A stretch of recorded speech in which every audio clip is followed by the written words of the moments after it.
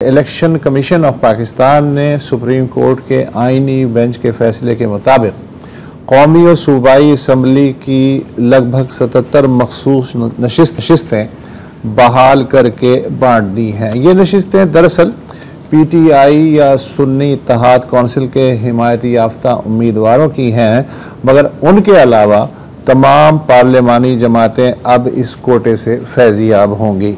कौमी असम्बली में हुक्मरान जमात मुस्लिम लीग नून को 22 मखसूस नशिस्तों में से 14 मिल रही हैं।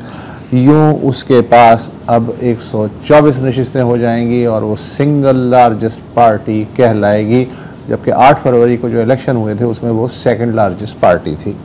पीपल्स पार्टी की नशिस्तें 70 से बढ़ के 75 हो जाएंगी। जमीयत उलमा इस्लाम की नशिस्तें 8 से 11 हो जाएंगी।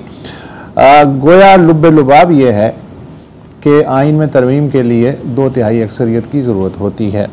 336 नशिस्तों में से 224 जिस इत्तेहाद या पार्टी के पास हों तो उसको 2/3 अक्सरियत मिल जाती है, लेकिन इस बंटवारे के बाद 2/3 से भी ज़्यादा यानी 235 नशिस्तें मिल जाएंगी 336 के ऐवान में हुक्मरान इत्तेहाद को। सूबों में भी नशिस्तें बटी हैं। खैबर पख्तूनख्वा में बड़ी दिलचस्प सूरत हाल है। वहाँ ख़वातीन और अक़लियतों की जो 25 नशिस्तें हैं वो JUI, मुस्लिम लीग नून, पीपल्स पार्टी और ANP में बढ़ गई हैं। ज़ाहिर है कि PTI जो सबसे बड़ी लार्जेस्ट पार्टी है और जिसकी हुकूमत भी है उसको एक नशिस्त भी नहीं मिली। और ये जो मखसूस नशिस्तें हैं वो इन जमातों को जिन्हें मिली हैं उन्होंने जो इंतखाबात में नशिस्तें जीती थी उनसे ज़्यादा हैं। तो बहुत ही इंटरेस्टिंग सूरत है। नहीं, बिल्कुल देखिए, अच्छी बात है, जमहूरियत फैल रही है। और मेरा ख्याल है कि अगर बॉक्सिंग मैच की जबान में हम इसको बात करें तो इसको क्या कहते हैं, टेक्निकल नॉकआउट।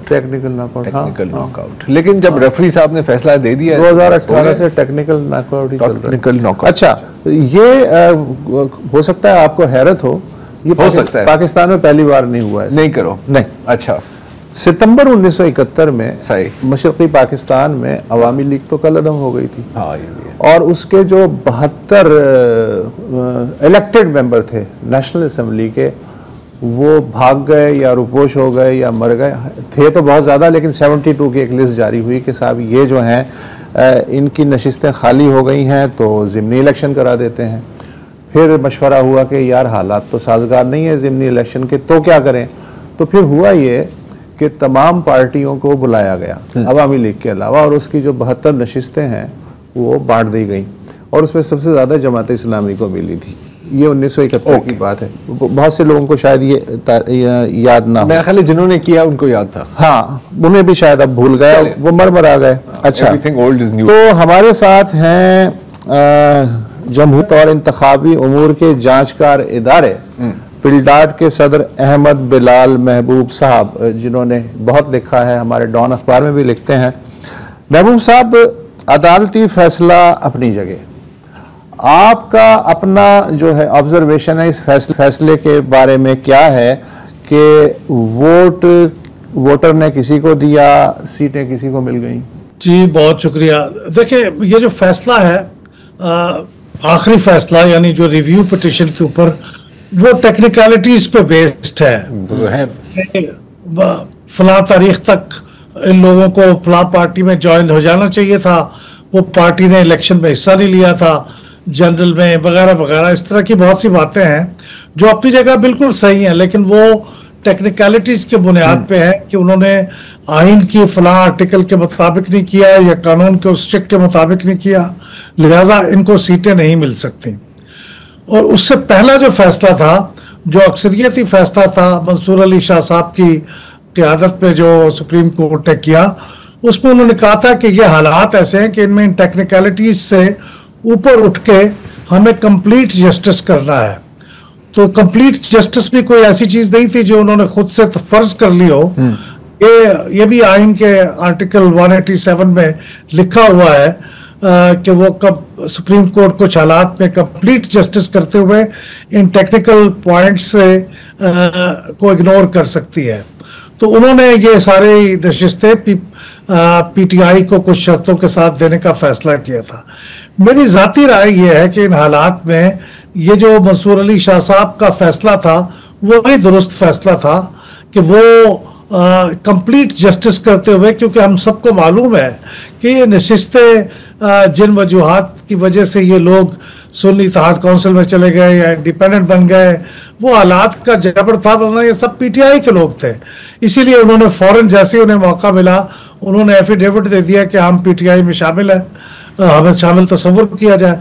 तो मेरे ख्याल में फैसला तो वही ठीक था, लेकिन बहरहाल अब चूंकि जो कानून का एक सीक्वेंस होता है उस हिसाब से तो फैसला जो हो गया है वो आखिरी फैसला यही है कि ये पीटीआई को या सुन्नी इत्तेहाद काउंसिल को ये नशिस्तें नहीं मिल सकती। कुछ गलतियां इस पर पीटीआई की भी रही, लेकिन ज्यादातर तो हालात का जबर था। तो मेरा जाती ख्याल तो ये है कि वो कंप्लीट जस्टिस वाली बात दुरुस्त थी। और कंप्लीट जस्टिस जो है वो आप कोई मिसाल हो सके तो दे दीजिएगा। ब्लैक लॉ डिक्शनरी में भी फैसला हो जाता है, वो भी टेक्निकल नहीं, टेक्निकल देखिए जब हो जाता है, लेकिन ये चीज तो बहरहाल आइन में लिखी हुई है। हाँ नहीं, बेशक बेशक। अच्छा अहमद साहब, अब चलिए अब ये तो हो गया, जैसे हम कहते हैं ना, ये तो हो गया है। इसके बाद क्या लग रहा है आपको? अब क्या होने को बाकी है? क्योंकि अब क्या सराइयां चल रही हैं कि यार वो एक 26वीं तरमीम तो पास हो गई, अब एक 27वीं भी आ सकती है, 28वीं भी आ सकती है। मतलब कि इस वक्त अगर हम रूलिंग कोalition के नंबर्स देखें तो वो तो किसी के मरूने मिन्नत नहीं रहे ना जी। जी दुरुस्त है। अब उनको 2/3 अक्सरियत हासिल हो गई है कोalition और उनके सपोर्टर्स को मिला लें, बल्कि उससे ज्यादा हासिल हो गई है। हाँ। लेकिन ये भी एक बात हकीकत है कि माजी में सब कॉन्टिनेंट के अंदर जिस जमात को भी 2/3 मेजॉरिटी मिली है वो उसको रास नहीं आई। ये तो है। उसके नतीजे में वो ऐसी आइन के साथ खिलवाड़ करने के लिए कोशिश करते रहे हैं कि उसके नतीजे में फिर चीजें पलट जाती हैं और उनके खिलाफ चली जाती हैं। तो इस हुकूमत को भी अब ये जो नई सूरत हाल है इसको जरा एहतियात के साथ ठंडा करके खाना चाहिए और ये फर्ज नहीं कर लेना चाहिए कि उनको अब लाइसेंस मिल गया है कि वो जो चाहे उसको अपोजिशन को कंसल्ट किए बगैर उसके ऊपर अमल दरामल कर ले और आइन के अंदर तरामीम कर दें। लेकिन बहरहाल टेक्निकली उनको यह हक हासिल है, वो अगर चाहें तो एक कर सकते हैं। हमाकतें भी करने का हक हासिल है उन्हें। अब उसके तहत ये जो चीज़ें पहले 26वीं तरमीम में नहीं कर सके, चूंकि उस वक्त कुछ लोगों के मोहताज थे, उन्होंने वो उनको नहीं करने दी। अब उनकी ये मोहताजी ख़त्म हो गई है तो अब वो कर सकते हैं। ये तब्दीली तो बड़ी तब्दीली तो ये आई है कौमी असम्बली में, और पख्तूनख्वा असम्बली में बड़ी तब्दीली तो ये आई है कि अब वो सेशन को चाहें तो रिक्विजिशन कर सकते हैं। पहले नहीं कर सकते थे, एक चौथाई तादाद चाहिए होती है, अब वो आ गई है, चौथाई भी नहीं थी, अब हासिल हो गई है। अब चाहें तो वो सेशन को रिक्विजिशन कर सकते हैं। पिछले जो हुकूमत नहीं सेशन होने देती थी तो कोई रास्ता नहीं होता था कि कैसे उसको बुलाया जाए, लेकिन अब ये बुला सकते हैं। ये तो हो गया है, लेकिन इससे ज्यादा मेरे ख्याल में खैबर पख्तूनख्वा में करना उनके लिए शायद मुश्किल भी होगा और शायद इतना डिजायरेबल भी नहीं होगा। अभी खैबर अच्छा, सेनेट का जो अगली है 1/3 लोग जो हैं वो अगले साल मुंतखब होंगे या अभी टाइम है? नहीं, वो तो अभी मुंतखब होने चाहिए, क्योंकि वो इसी फैसले का इंतजार हो रहा था कि सूबाई असम्बली मुकम्मल हो जाए तो उसके बाद फिर वो 12 सीटें खाली पड़ी हुई हैं खैबर पख्तूनख्वा असम्बली की, उनके इलेक्शन हों। अब जाहिर है उनके इलेक्शन होंगे तो उसमें भी पीटीआई को उतनी नशिस्तें नहीं मिलेंगी जितनी वो अदरवाइज पहले तवक्को कर रहे थे। मेरे ख्याल 5 के करीब उन्हें मिलेंगी या 6, और 6 के करीब इनको मिल जाएंगी। कुछ जिस तरह करके होगा नशिस्तों की तकसीम। लेकिन अपोजिशन जो इस वक्त है केपी में, उसको पहले की निस्बत ज्यादा सीटें मिल जाएंगी। ये तो है। ये सेनेट में भी उनकी पोजीशन बेहतर हो जाएगी, मतलब हर जगह पोजीशन बेहतर ही होगी। सेनेट में 2/3 मेजॉरिटी तो हुक्मरान इत्तेहाद को मिलने से रही, मेरा ख्याल है। आपकी क्या कैलकुलेशन है? 2/3 के बारे में शक है कि उनको 2/3 मिलेगी, मेरा नहीं ख्याल कि 2/3 मिल पाएगी। आगे पीछे किसी तरह। अच्छा, एक और जो है वो सवाल उठ रहा है इलेक्शन कमीशन ऑफ पाकिस्तान की तश्कील में। जो सिकंदर सुल्तान राजा साहब हैं इलेक्शन कमीशन के चेयरमैन और सिंध और बलूचिस्तान के जो इलेक्शन कमीशन में नुमाइंदे हैं, कहा यह जा रहा है कि ये जो जनवरी गुजर गया इसमें उनकी जो टर्म है वो ख़त्म हो गई।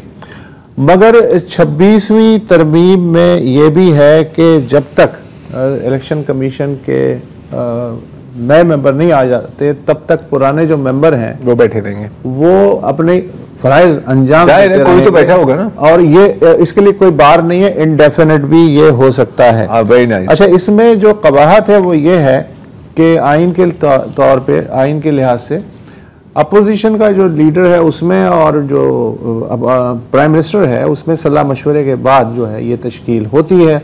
लेकिन अपोजिशन, आपको पता है पीटीआई और शहबाज शरीफ वो कैसे मिल सकते हैं। अपोजिशन ये समझती है कि इनसे इस मसले पे बात करने का मतलब ये है कि हमने 8 फरवरी के नताइज तस्लीम कर लिए। तो ये मामला जो है आपको अगले इलेक्शन तक लटकता हुआ दिखाई दे रहा है महबूब साहब? मुझे ऐसे लगा कि जैसे अपोजिशन ने और अपोजिशन के लीडर ने ये बयान दिया था कि वो इसके बारे में कंसल्टेशन करने के लिए तैयार है, बल्कि उन्होंने पार्लियामेंट्री पार्टी के लिए, अपने पार्लियामेंट्री कमेटी के लिए अपने जो मेंबर्स हैं उनको भी नामजद कर दिया था, जिन्होंने फाइनली इनकी मंजूरी देनी होती है। तो कंसल्टेशन तो आपको मालूम है कि इमरान खान साहब के ज़माने में भी मुलाकात तो नहीं हुई थी, हालांकि होनी तो मुलाकात में चाहिए, लेकिन वो खत के जरिए हुई थी। तो अब कि वो खत के जरिए कंसल्टेशन कर लें, और कंसल्टेशन क्या होनी है, दोनों का इख्तलाफ होगा, तो दोनों 3-3 नाम दे देंगे और फिर अल्टीमेटली वो पार्लिमानी कमेटी जो है उसका फैसला कर देगी। तो मेरा ख्याल वो करना तो चाहते हैं, लेकिन हुकूमत पे दबाव नहीं है, क्योंकि हुकूमत के जो ये तीनों पोजीशन है ये कंटिन्यू कर सकती हैं इंडेफिनेटली, लिहाजा उनके लिए कोई ये मजबूरी नहीं है कि वो फौरी तौर पे फैसला करें। अच्छा अहमद साहब, आपकी मौजूदगी का फायदा उठाते हुए मैं, अब इलेक्शन कमीशन पे तो बात हो रही थी, एक थे इलेक्शन ट्राइब्यूनल्स, ये भी बने थे शायद, जिसमें ये फैसला होना था कि वो जो सारी जितनी पता नहीं कितनी दर्जन नाजा सीट थी, जितनी भी थी, 4-12 काफी थी, उनका कोई फैसला हो। आपके पास कोई आइडिया है कि कितनों का फैसला हुआ है, कितने रह गए हैं, डिस्ट्रीब्यूशन क्या है सूबों में? अब जाहिर है कि फिंगर टिप्स पे शायद ना हो, लेकिन अगर आप अंदाजन हमें बता दें क्योंकि काम हुआ है। देखिए, पिछले महीने तक के अदालत शुमार तो ये थे कि आधी से कम जो पिटीशंस थी वो उनके ऊपर फैसला हो सका था, बाकी आधी से ज्यादा अभी बाकी थी।